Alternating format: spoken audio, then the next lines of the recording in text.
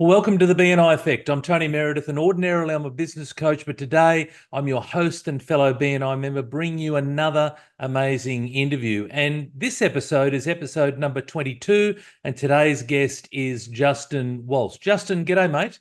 G'day, Tony. How are you, mate? I'm doing awesome. Hey, how are you? Yeah, good. Another day in paradise in Queensland, mate. You can't complain, can you? Beautiful one day, perfect the next. That's All it. right. Mate, let's just start off by having a bit of a chat about your business and who you are. So if you could just share with us, a bit of an overview of your business and the main services you provide. Yeah, no worries. Thanks very much for having me on first and foremost. The business I'm an employee of. So MBS Insurance is the name of the company. So I'm a financial planner by qualification. I specialize in life insurance and income protection. Predominantly, we're a B2B business is how I frame it. So we do a lot of joint venture relationships with different wealth management firms and accountancy firms, and we brand under their label. So if you're a firm that wants to provide advice for clients in that area, we've got a solution for that. But predominantly, our business is a personal advice business. So if Australians need help with their life insurance and if something unexpected happens to them, if they get sick or injured, my role is to help them through that process at claim time as well as providing the policy advice from the start. So that's Okay. my And role. so do you do much direct business, or are you saying you do a lot of stuff B2B, working with other people within that financial wealth creation industry? Yeah, a bit of both. Look, obviously BNI, we're B2C first and foremost, but we're an outsourcing solution as well. So a lot of financial planners don't like to do insurance. It's one of the things they prefer to focus on: the retirement planning, the superannuation, and the investments. They kind of put that one to the bottom, and we've flipped it. So we are specialists in this area, and then we help financial planners within their process give that advice as well, and making sure it's in compliant and the client's looked after at the end of the day. Fantastic. And so when were you introduced to BNI? Yeah, good question. Good question. So I joined MBS Insurance 18 months ago, and I was originally from a banking environment at ANZ. And one of the partners of the firm suggested I give BNI a go. And I really hadn't, heard anything about it, didn't know much about it. I had a lot of cross-referral training within a bank. So when I joined the startup chapter in north of Brisbane, I really love the model. I think it's a really effective way to get out there, pound the pavement a little bit, meet like-minded business owners. And so for me, like I really vibed with it. So the startup chapter had 4 or 5 members at the time. Now the chapter's grown to 28. There's $700,000 worth of business being passed around. So we're just coming up to our 1 year anniversary at the moment. So, reflectively looking back on that time, it's been a really positive experience. That when I decided to join, I instantly got it. I need help in that area. I need to have other professionals. I need an estate planning lawyer. I need a mortgage broker. Everyone gets me confused with general insurance, so I always need a general insurance broker. So it's been really nice to have a really structured and formal environment to catch up with those business owners and then discuss what's been going on for the week. So, as an employee, because most people in BNI are typically the owners of their business, small to medium-sized business, so you're an employee of a company. So, how do you find that within the networking framework? Yeah, look, it took me a while. Like I really like it, so I just wanted to do it. So when they suggested, I was like, yeah, this is for me. This is my type of thing. It's gotten to the point now in 12 months where I don't have a referral, which is nice problem to have. I don't have a referral problem, but I still want to go. I still want to meet the like-minded business. I still want to partake in the group.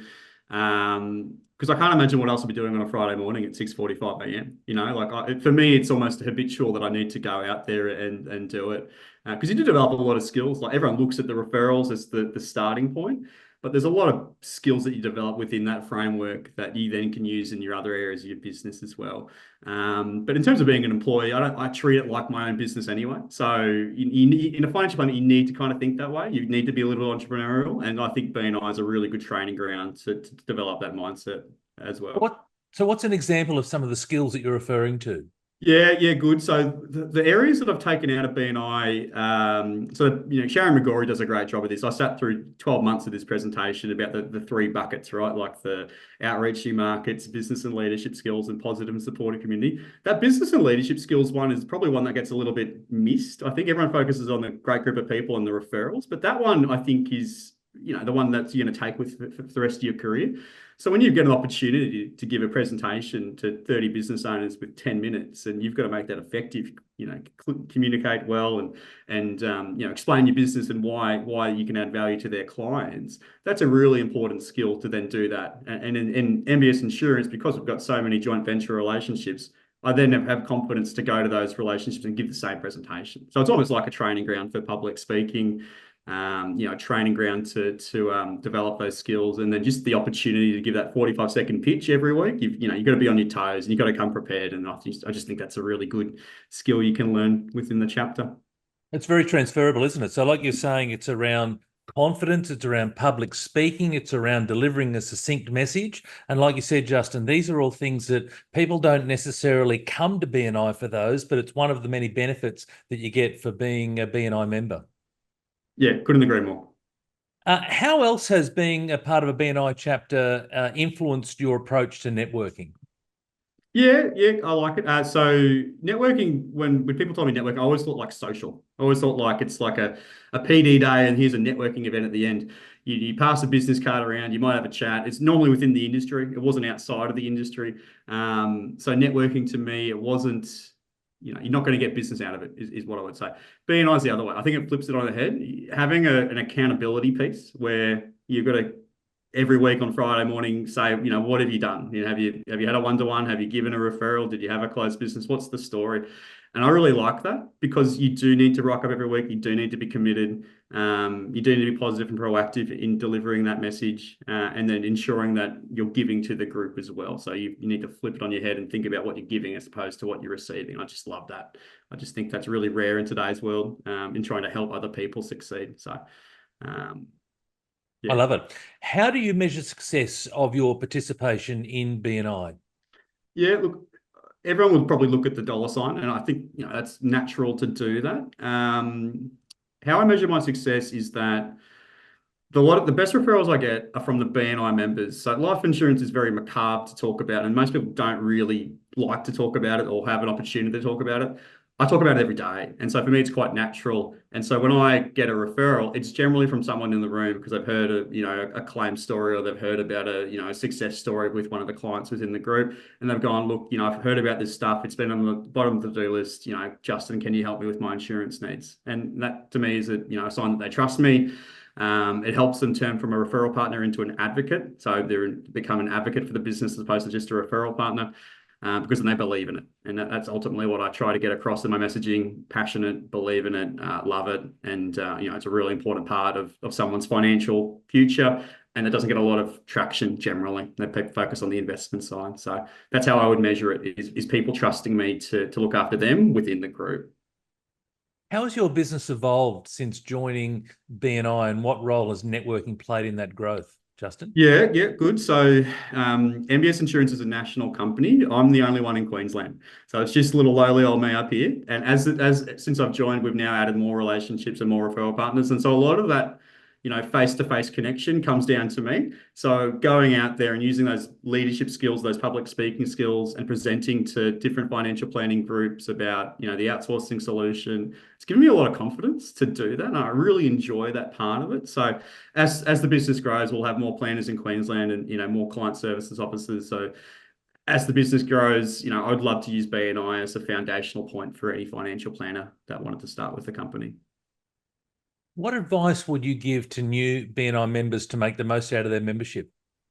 Proactivity, positivity, and persistence would be my 3 Ps. The 3 Ps, I love it. The 3 Ps, yeah. So a lot of financial planners will go to BNI, and whenever I tell them I'm a member, they'll almost say, "Oh, yeah, I went there, but I didn't get anything out of it." And you need to change that. What have you given, right? I always think it takes about 6 months to get a referral, and that's for me. It might be quicker for some, but I think if you're patient in that you don't expect success straight away, you're persistent in that you're really trying to work on your messaging, to build your relationships, and you're positive, right? You're happy to be there. You want to be there. People want to work with positive, happy people, and they will eventually give you business the more that you do those 3 Ps. So, yeah, look, I think that's what the advice I would give to a new member. I think it's a great skill to learn to go and want to build and grow your business. If you're an employee like me, I still think it's a great idea to do, because you don't get taught this at university. You don't get a chance to, it's a technical skill. It's not a soft skill. So I think the soft skills you need to develop and get out of your comfort zone. And I think BNI is a great outlet for that. I would give you another P, Justin, which is around process. In the sense of the thing that I love about BNI is that it's a process. And so it's been going for almost 40 years, and it's about following that process. And there's an enormous amount of information and education and support, and providing that you follow the process, then you'll be phenomenally successful. And like you said, throwing over the top of that proactivity, that patience, the persistence, etc. But it's about following a process. Yeah, exactly right. Yeah, exactly right. So, you learn those skills about how to refer. You talk about, you want to take notes during people's 45 seconds so you can think of some triggers, events during your client meetings. You'll have some natural flow on effects of people you work better, but I think you're exactly right. The structure, the app, you had the technology back behind BNI is a really underutilized thing we talk about. So, yeah, no, it's been a great experience. So what's next for your business? You mentioned that you started off being lonesome up here in Queensland. So what's next for you? Yeah, look, I'm always talking to the partners down south. Look, we need to get more people up here. There's more opportunity, and that's going to come in the next 12 months. I've got no doubt. The life insurance space has been much of a line. There's only 500 specialists left in Australia.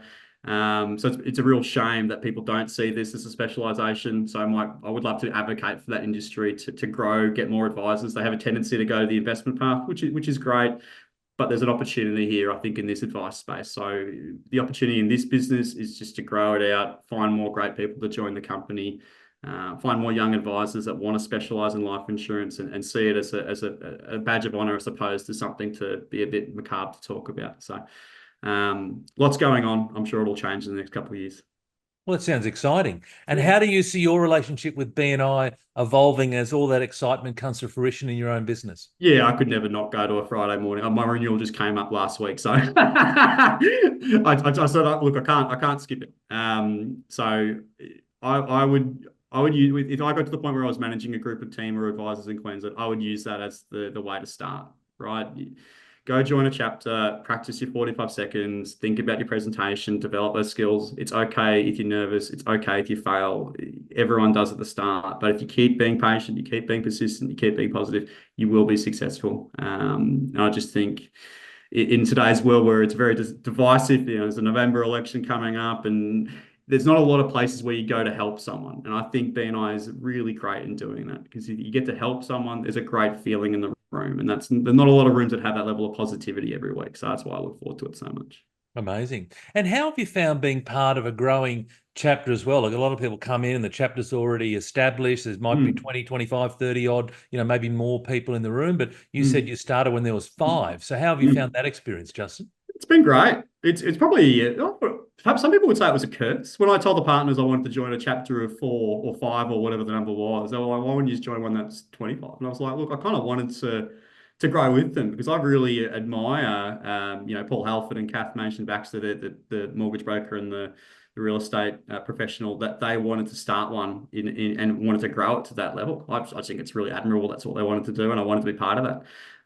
You get to see that 12-month journey of going through the referral process and how BNI works, and you get really excited when you're on your launch day, and we're 1 year into it, and the same people are still here, and they're going to continue for the next 12 months. We catch up regularly outside of just the weekly meeting.